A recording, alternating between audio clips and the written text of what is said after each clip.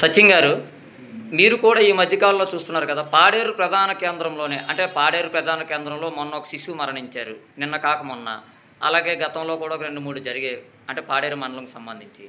ఈ శిశు మరణాలకు అడ్డుకట్ట వేయాలంటే అసలు ఎటువంటి చర్యలు చేపట్టాలి, అంటే ప్రభుత్వం కానీ అధికారులు కానీ? మీడియా మిత్రులకు నమస్తే అండి. నేను ఈరోజు మీడియా ముందు మాట్లాడడం గల కారణం ఏంటంటే, గిరిజన ప్రాంతానికి మూఢనమ్మకాలు చాలా ఎక్కువ ఉంది.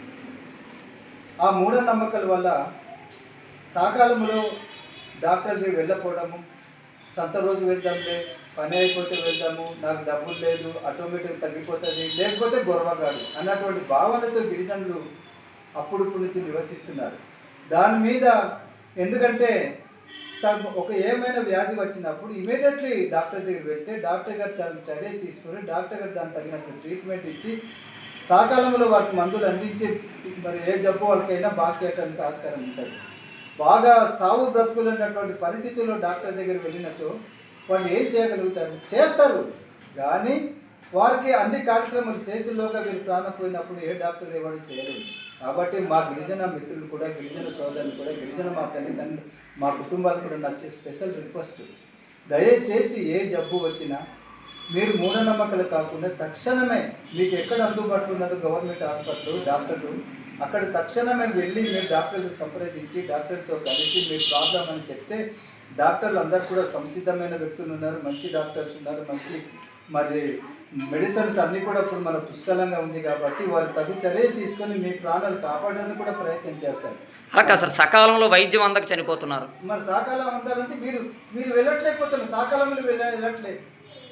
రెండోది, చాలా గ్రామాలకి అంబులెన్స్ వెళ్ళడానికి కానీ, చాలా గ్రామాల్లో డోలు మోతాలు కానీ, చాలా గ్రామాలు వెనుకబడినటువంటి ప్రదేశాలు ఉన్నాయి. మరి అందుకే అటువంటి పరిస్థితుల్లో తక్షణమే వాళ్ళు హాస్పిటల్ రావడం ప్రయత్నం చేస్తే డాక్టర్లు తగినటువంటి సేవ చేయడానికి వారు సంసిద్ధంగానే ఉన్నారు, వారికి ఎటువంటి అనుమానం ఏం లేదు. కానీ ఇది యాక్చువల్గా నెగ్లిజెన్స్ వల్ల ఈ రకంగా జరుగుతుంది. 1, 2 మొన్న పాప చనిపోవడానికి కారణాలు ఏంటంటే పాపకి ఇమీడియట్లీ హాస్పిటల్కి తీసుకొచ్చి ఉండాలి. 3వది నా రిక్వెస్ట్, విశాఖపట్నంలో మహానగరము, అన్ని ఫెసిలిటీస్ కలిగిన మహానగరంలో గోస్ హాస్పిటల్ అన్నీ ఉన్నాయి. గోస్ హాస్పిటల్ అంటే కేవలం డెలివరీ కడుపుతో దానం చేసిన వాళ్ళకి హాస్పిటల్ ఉంటుంది. అక్కడ దానికి సంబంధించినటువంటి మహా నిపుణులు కలిగినటువంటి డాక్టర్స్, స్టాఫ్ అందరు ఉంటారు. కాబట్టి అటువంటి ఏం చేయాలన్నటువంటి బిడ్డ అడ్డం పడిపోయినా, బిడ్డ చనిపోయినా, ఏ ఒక్క పరిస్థితి అయినా కూడా వాళ్ళు డాక్టర్లు ఏం చేయాలో చేయగల కెపాసిటీ ఉంటుంది, ఇన్స్టిట్యూట్మెంట్ ఉంటుంది, అన్నీ కూడా ఉంటాయి. మరి ఇక్కడ అటువంటి ఇన్స్టిట్యూట్మెంట్ లేదు, అటువంటి డాక్టర్ లేదు, అటువంటి పరిస్థితి లేదు. కాబట్టి ఇక్కడ ఏమైనా పరిస్థితులు అవుతాయి, ఇమీడియట్లీ రిఫరల్ టు కేజీహెచ్ అంటున్నారు. కేజీహెచ్ఎల్ అంటే రోడ్లు బాగలేదు, అంబులెన్స్ సరిగ్గా వెళ్ళలేదు, ఇన్ టైంలో రీచ్ అవ్వలేదు, ట్రాఫిక్ ఎక్కువ ఉంది. అటువంటి పరిస్థితులు 110, 120 కిలోమీటర్లు వెళ్ళేసరికి జబ్బు జ్వరంతో ఉన్నటువంటి పాప కొండలు కోనల్లో తిరిగి వెళ్ళేసరికి ఆమె సీరియస్ అయిపోతే వెళ్ళిన వెంటనే డాక్టర్ చూసుకునే సమయంలోనే ఆమె సీరియస్ అయిపోయి చనిపోతున్నారు. కాబట్టి నా గవర్నమెంట్కి నా స్పెషల్ రిక్వెస్ట్, నా మనవి ఏంటంటే, గిరిజన ప్రాంతానికి అరకు, చింతపల్లి, పాడేరులో స్పెషల్ అయినటువంటి గోస్ హాస్పిటల్ పెట్టి తగినటువంటి నిపుణులను నియమించి వారికి అక్కడ ఫెసిలిటీస్ అన్ని కలిగితే డాక్టర్ బ్రహ్మాండంగా చూడగలుగుతారని నేను రిక్వెస్ట్ చేస్తున్నాను. రెండవది, కడుపుతో ఉన్నటువంటిది డెలివరీకి వచ్చిన ఆ డెలివరీ అయిపోయిన తర్వాత బిడ్డ తల్లి డివైడ్ అవుతారు. కాబట్టి తల్లికి ఏమైనా ప్రాబ్లం వస్తే గైనకాలజీ డాక్టర్ గారు చూస్తారు. బిడ్డకు అక్కడ మరి చిల్డ్రన్ స్పెషలిస్ట్ ఒకటి ఉంటే బిడ్డ డివైడ్ అయిపోయిన వెంటనే ఆ బిడ్డకి ఏంటంటే ప్రాబ్లం ఉన్నట్టు పిల్లల డాక్టర్ చూస్తారు. కాబట్టి అక్కడ పిల్లల డాక్టర్ ఉండాలి, గైనకాలజీ డాక్టర్ ఉండి అన్ని ఫెసిలిటీస్ కలిగి ఉన్నటువంటి హాస్పిటల్ ఇక్కడ నియమించాలి. గిరిజనులు కూడా సకాలంలోనే హాస్పిటల్కి రీచ్ అవ్వాలి. మరి ఇంటింటికి, మరి ఊరికి మాకు ఆశా వర్కర్లు ఉన్నారు, ఏఎన్ఎంఎస్ ఉన్నారు, హెచ్బిఎస్ ఉన్నారు, అందరూ ఉన్నారు. అటువంటి వాళ్ళ సలహాలు కూడా మీరు తీసుకొని పాటించి చేయాలి. రెండోది, మా సిబ్బంది కూడా నేను స్పెషల్గా రిక్వెస్ట్ చేస్తున్నాను. గిరిజన ప్రాంతం మూఢనమ్మకాలు చాలా అవుతుంది. కాబట్టి మీ ప్రాంతం అంతా కూడా గిరిజనులకు దగ్గర రప్పించి వాళ్ళకి అవేర్నెస్ కల్పించాలి. ఈ జబ్బుల మీద అవేర్నెస్ కల్పిస్తే సకాలంలో వారు హాస్పిటల్కి వెళ్తారు, లేకపోతే మీ దగ్గర వస్తారు. మీరు చూడగలిగినటువంటి పరిస్థితులు చూసి లేని పక్షంలో మీరే రెప్యులేటివ్ పిహెచ్సి లేకపోతే పాడేరు దాన్ని పంపించడానికి జరుగుతుంది. కాబట్టి ఈ ఒక్క నిర్ణయం తీసుకుంటే మరి గిరిజనులందరూ కూడా బాగుపడడం అవుతుంది, సకాలం వైద్యం అందుతుంది. అటువంటి పరిస్థితులు ఎవరికి ఇబ్బంది ఉన్నది, సరైనటువంటి నిపుణులు కలిగిన డాక్టర్లు ఉన్నారు, మందులు ఉన్నది, అన్నీ ఉన్నది. కాబట్టి దయచేసి మా సోదరులకు, మా గిరిజనులు, మా తల్లిదండ్రులందరూ కూడా మీరు ఏ జబ్బు వచ్చిన సకాలంలో హాస్పిటల్కి వెళ్ళమని మీకు రిక్వెస్ట్ చేస్తున్నాను. సార్, ఇంకా మూఢనమ్మకాలు ఉన్నాయంటారు ఏజెన్సీ? చాలా ఉంది, మూఢనమ్మకాలు చాలా ఉన్నాయి.